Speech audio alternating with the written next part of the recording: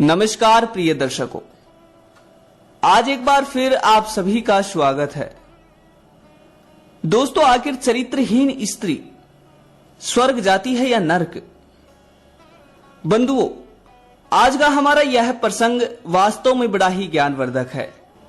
आइए आपका ज्यादा समय बर्बाद ना करते हुए जानते हैं। तो बंधुओं, एक समय की बात है, एक बार एक महात्मा कई वर्षों की तपस्या को कर कैलाश से वापस लौट रहे थे। मित्रों, वे संत, वे महात्मा बड़े ही बुद्धिमान थे और उन्होंने कई प्रकार के ज्ञान को प्राप्त कर काफी वर्षों बाद अपने गांव वापस लौट रहे थे। मित्रों, लौटते लौटते उन्हें शाम होने लगती है। उधर धीरे धीरे बादल भी गरजने लगते हैं और बरसात होने लग जाती है। मित्रों, जिस प्रकार बरसात होती है तो वे महात्मा इधर उधर देखते हैं तो उन्हें एक वेश्या का घर दिखाई देता है। जैसे ही उस महात्मा को वह वेश्या का घर दिखाई देता है तो वे महात्मा बिना कुछ सोचे और समझे उस वेश्या के घर पर चले जाते हैं। मित्रों, वेश्या के घर जाकर महात्मा वेश्या से कहते हैं कि मैं बड़ी ही दूर से आया हूं और बरसात होने के कारण मैं पूरा भीग भी चुका हूं, तो मैं आपके घर में कुछ क्षण के लिए शरण लेना चाहता हूं। मित्रों, महात्मा को देखकर वेश्या महात्मा से कुछ नहीं कहती है। मित्रों, उधर महात्मा वेश्या के घर के दरवाजे पर खड़ा खड़ा बरसात के रुकने की बाट देख रहा था। उधर उसी वेश्या के गांव में उस दिन किसी की मृत्यु हो गई थी।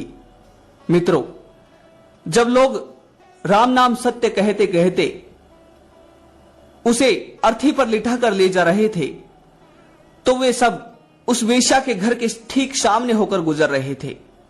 मित्रों, यह देखकर वेश्या एक छोटी बच्ची को बुलाती है और बच्ची से कहती है कि जाओ और जाकर देखो कि ये स्वर्ग जाता है या नरक जाता है। मित्रों, ये सारी घटना वे संत, वे महात्मा वहीं पर खड़े खड़े देख रहे थे और वे इस बात को सोच भी रहे थे कि आखिर कैसी पागल औरत है। क्या कोई इस बात को जान सकता है कि कौन स्वर्ग जाता है और कौन नरक? मित्रों, वेश्या की बात सुनकर वह छोटी बच्ची वहां से चली जाती है और थोड़ी ही देर बाद जब वापस लौटकर आती है तो वहां महात्मा जी भी वही हैं और वह छोटी बच्ची आते ही उस वेश्या से कहती है कि ये स्वर्ग गया है। मित्रों, यह जानकर वो महात्मा बड़ा ही भयभीत हो जाता है। महात्मा सोचने लगता है कि आखिर इस वेश्या में ऐसा कौन सा ज्ञान है जिसकी वजह से ये इस बात को जान सकती है कि मरने वाला व्यक्ति आखिर स्वर्ग जाएगा या नरक। मित्रों, इस प्रकार वे संत, वे महात्मा सोचता है कि यह ज्ञान तो मुझे भी प्राप्त करना चाहिए, परंतु इसकी कोई इतनी आवश्यकता तो है नहीं। मित्रों, यह सोचकर वह महात्मा वहां से चल देता है। प्रिय बंधु, फिर उसके कुछ दिन बाद जब महात्मा वापस वहां से गुजर रहा था तो इस दिन वापस महात्मा जब गांव से होकर गुजर रहा था तो महात्मा के ऊपर बरसात होने लगती है, तेज बारिश होने लगती है। तो फिर उस दिन वापस महात्मा उस वेश्या के घर में ही जाकर छिप जाता है। फिर उस दिन जब महात्मा वेश्या के घर के दरवाजे पर खड़ा होकर बरसात से छिप रहा था और अपने भीगे हुए कपड़ों को सुखा रहा था तो उस समय, उस दिन भी वहां पर उस गांव में किसी की मृत्यु हो गई थी, जिसकी वजह से मरने वाले व्यक्ति की अर्थी को सजाकर लिए जा रहे थे। मित्रों, फिर उस समय वापस वह वेश्या उस महात्मा के सामने एक छोटी सी बच्ची को बुलाती है और बच्ची से कहती है कि जाओ और जाकर देख के आओ कि आखिर ये मरने वाला स्वर्ग जाता है या नरक। मित्रों, फिर उस दिन भी वह महात्मा ये देखकर बहुत ही भयभीत हो गया और फिर थोड़ी देर बाद जब वेश्या के द्वारा भेजी गई वह बच्ची वापस लौटकर आती है तो वह बच्ची आकर वेश्या से कहती है कि आज जो मरा है यह नरक गया है। मित्रों, महात्मा भी वही खड़ा खड़ा इसको सुन रहा था। फिर महात्मा अपने मन में ही विचार करता है कि हो ना हो इस वेश्या के पास कोई ना कोई तो ऐसा ज्ञान है जिसकी वजह से ये इस बात को जान सकती है कि मरने वाला व्यक्ति स्वर्ग जाता है या नरक। मित्रों, फिर महात्मा सोचने लगता है कि खैर, मैं एक संत हूं, एक ऋषि हूं और ये एक वेश्या है। मेरा और इसका ताल और मेल तो कहीं मिलता ही नहीं है, परंतु मुझे इससे ज्ञान प्राप्त करना होगा क्योंकि इसमें मेरा ही नहीं, इसमें जन कल्याण भी हो सकता है। मित्रों, फिर इस प्रकार एक दिन जब वे महात्मा वापस उस गांव से होकर गुजर रहा था तो महात्मा को यह बात याद आ जाती है और फिर महात्मा उस वेश्या के घर चला जाता है। जब महात्मा वेश्या के घर जाता है तो वेश्या महात्मा को घर पर ही मिलती है और फिर वह महात्मा वेश्या से कहता है कि हे माता जी, आज मैं आपके पास शरण लेने के लिए नहीं आया हूं, किसी दुर्बल स्थिति में शरण लेने के लिए नहीं आया हूं, बल्कि आज मैं आपके पास कुछ ज्ञान प्राप्त करने के लिए आया हूं। मित्रों, फिर वेश्या महात्मा से कहती है कि हे महात्मा जी, सबसे पहले तो आप मुझे माता जी ना बोलो क्योंकि मैं एक वेश्या हूं, मैं माता जी बोलने लायक नहीं हूं।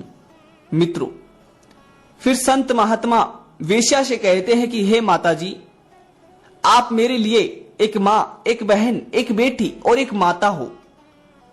जो इंसान, जो मनुष्य जिस व्यक्ति को जिस नजरों से देखता है उसे वही दिखाई देता है।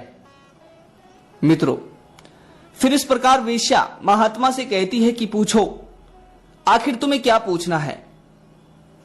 तो मित्रों, फिर महात्मा जी उस वेश्या से कहते हैं कि मैं जब 2 बार तुम्हारे यहां आया तो मैंने 2 बार ही पाया कि तुम मरने वाले व्यक्ति के बारे में बहुत कुछ जान लेती हो। आखिर तुम ये कैसे जान लेती हो कि मरने वाला व्यक्ति स्वर्ग जाता है या नरक। मित्रों, महात्मा की बात सुनकर वेश्या बहुत हंसने लगती है और वेश्या महात्मा से कहती है कि हे महात्मा, हे बुद्धिमान पुरुष, आप एक महात्मा हो, एक ज्ञानी महात्मा हो और एक महापुरुष हो, परंतु उसके बावजूद भी आपको इस बात का ज्ञान नहीं कि मरने वाला व्यक्ति स्वर्ग जाता है या नरक। तो सुनो, मैंने इस बात को इसलिए पता लगाया और इस प्रकार से पता लगाया कि जिस दिन इस गांव में किसी की मृत्यु होती है तो मैं यहां से एक बच्ची को भेजती हूं और वो छोटी सी बच्ची जब उनके घर जाती है तो उनके घर मरने वाले व्यक्ति के बारे में कई बातें होती हैं। जब पहला वाला व्यक्ति मरा था तो उस दिन जब वहां पर यह बच्ची गई तो वहां पर उसके बारे में अच्छी अच्छी बातें हो रही थी। लोग कह रहे थे कि यह बहुत अच्छा आदमी है, इसने अपने जीवन में बहुत ही नेक काम किए हैं, बेसहारों को सहारा दिया है, प्यासे को पानी पिलाया है, भूखे को भोजन कराया है और इसलिए वह पुरुष स्वर्ग गया। और जब दूसरे बार इस बच्ची को मैंने भेजा तो वहां पर उसके बारे में ईर्ष्याजनक बातें हो रही थी। लोग कह रहे थे कि अच्छा हुआ जो ये मर गया, ये लोगों के पैसे खा गया था, लोगों के साथ में चोट करता था, लोगों के साथ में दगा करता था, विश्वास के पात्र तो था ही नहीं। इसलिए इन बातों को जानकर मुझे पता लगा कि वो नरक गया है। हे बुद्धिमान संत, हम मनुष्य के कर्मों को देखकर पता कर सकते हैं कि वह स्वर्ग जाएगा या नरक। कहते हैं कि जो सदकर्म करता है वो स्वर्ग को प्राप्त होता है और जो कुकर्म करता है वो नरक को प्राप्त होता है। मित्रों, वेश्या की बात सुनकर संत कहते हैं कि हे वेश्या, ये सब बातें तो हमारी किताबों में भी लिखी हुई हैं, परंतु मैंने इस बात के बारे में तो सोचा ही नहीं।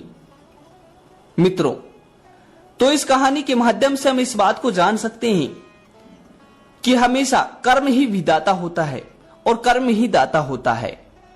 तो मित्रों, आज की यह कहानी आपको कैसी लगी कमेंट बॉक्स के माध्यम से अवश्य बताइएगा। फिर मिलते हैं अगली वीडियो में, तब तक अपना ख्याल रखिएगा।